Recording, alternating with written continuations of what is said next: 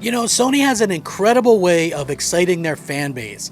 I don't think I've ever seen anything like it. And they always have some kind of surprise there. It's one thing as an Xbox fan that I'm kind of envious of is the way that they're able to kind of go out there and get their fans jacked up and they're incredibly excited and yeah, Sony. You know, and I've always been a little bit jealous of that. Not that Xbox fans can't get excited, because we do. We love getting excited by stuff.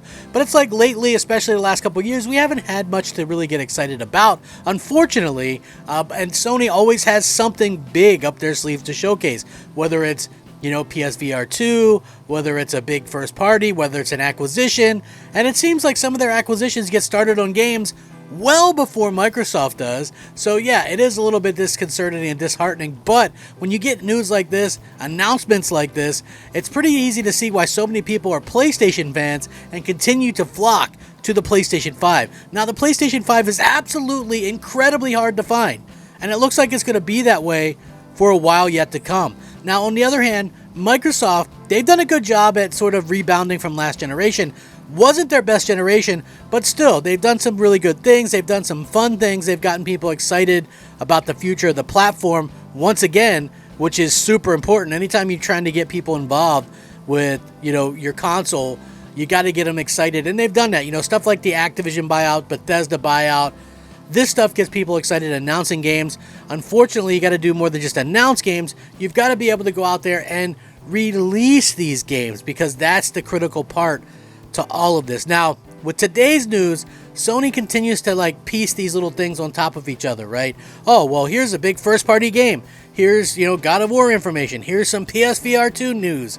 It's always something with Sony, and they always manage to kind of come out looking extremely good. And, you know, I can't say that I'm mad about that. I'm a PlayStation 5 owner.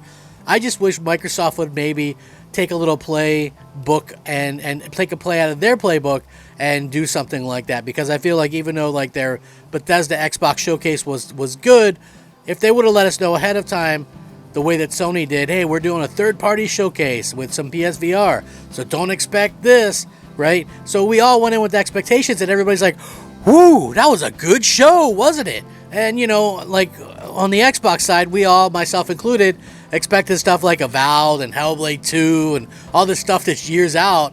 And, you know, they only were going to cover the 12 months out. So we all look kind of foolish or whatever. But this is the type of stuff that really surprises people, because it's a really big announcement, and it's an announcement that comes out of nowhere.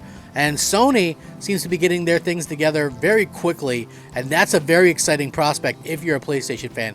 They continue to deliver, they continue to make announcements, they continue to do all these great things, and I want to get into this. I want to get into this right now. Let's go ahead and get started. Look, I love the PlayStation 5. I love the Xbox Series X. I both think they're very fantastic consoles, but I think, you know, at the end of the day, Sony's doing a really good job of getting everybody kind of amped up for what they have to offer. Now, there was some news that came out, and a couple of pieces of news about the PlayStation VR 2. And again, if you're not a PlayStation VR fan, I totally understand that. I respect that. I think that's, you know, your prerogative. But there was a couple of pieces of information that came out. The first piece of information came out was the wire. There's only one wire with the PlayStation VR 2, and this one happens to be a fully detachable wire. If you ever played with the original PlayStation VR, you understand what a pain in the butt it was to actually put this thing together. And then, you know, if the wires came out, it was a very haphazard kind of way that they did things. And so I'm glad that they're actually going to have just a replaceable wire. It kind of makes it future-proof.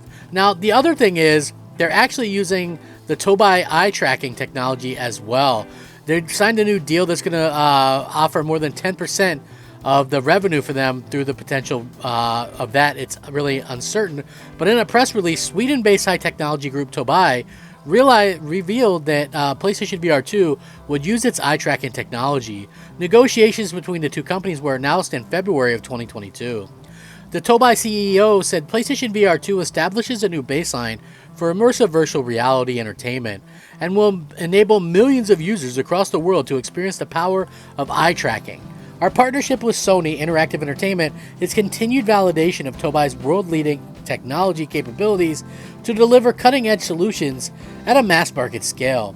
Revenue from the deal will reportedly make up over 10% of Tobii's revenue for the year. It is noted that the rapid evolution of the VR industry meant that revenue contribution guidance past 2022 was uncertain. As such, the company couldn't offer any details on revenue potential for the next year onwards. This isn't the first time Tobii's technology has been used in VR headsets, since it worked on a standalone VR design for Qualcomm. Now, technology is also used in devices like the HTC Vive, Pro Eye, HP Reverb, G2 Omniscient Edition, and Pico Neo 3.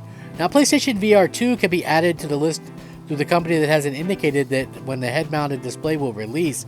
Yet Sony has yet to announce the pricing and things like that. I'm assuming that it's going to be fairly expensive to kind of jump into and play this. Right, we've actually got our first look at it as well. The cable length, everything like that, it sort of leaked out a little bit ahead of time. So yeah, we are looking at some very interesting pieces of information from Sony. Now, for me personally, how do I view this stuff? How do I view this? Do I say, oh, well, you know what? Sony really kind of nailed it. Listen, the PSVR 1 is a very underrated piece of hardware, and they've done a good job of getting people excited for VR. Like, for the longest time, it was definitely like the most sold VR headset. You know, obviously things changed with, Vive and things like that. But I think the PlayStation VR 2 is actually going to set itself up in a big way so that we can see some kind of, a larger adoption rate with PSVR. So I think that we're going to continue to see stuff like that happen. We're definitely going to see, basically the idea that, Sony is taking a chance with the PSVR and VR in general, where I can't help but feel that Microsoft has possibly dropped the ball a little bit, so to speak, with VR and things like that. So hopefully we do see some VR announcements in the future. Some of the games that we've seen from Sony absolutely look incredible, that what we've actually been able to kind of get an eye for so far. And, I can't wait to see even more so what the future holds for PlayStation VR 2, as well as just the VR industry in general. It's something that I really enjoy. I love PlayStation VR. I think that, it's something that a lot of people should try. Is it for everybody? No, absolutely not. Is it for people that just want to have, a little bit of a different experience? I think that's where the key for stuff like this is. So, look, they got the big announcement. They got, God of War Ragnarok coming later this year, most likely November. They got some Final Fantasy games next year, Spider-Man 2. And then to also offer PlayStation VR 2 on top of all of that is just really something that I feel like showcases what an amazing thing, Sony has going for themselves. People are always constantly talking about PlayStation. Whether you're going to get VR or not, it doesn't matter, because people are talking about PlayStation. And if people are talking about PlayStation, they're buying PlayStation. Not that you're able to really find them yet, but yeah, it's such an interesting thing to kind of see this. I will link this article in the description below, and you fine folks can check it out and let me know what you think, because I find it to be incredibly fascinating, and I love VR so far. So with that being said, if you guys do watch my content, please take a second out to like the video. It helps the video to be seen, and it helps the channel to grow. You guys are all amazing. I hope you all have fantastic days. Rack 'em up, fact 'em up, crap gamer 'em up. Crap gamer out.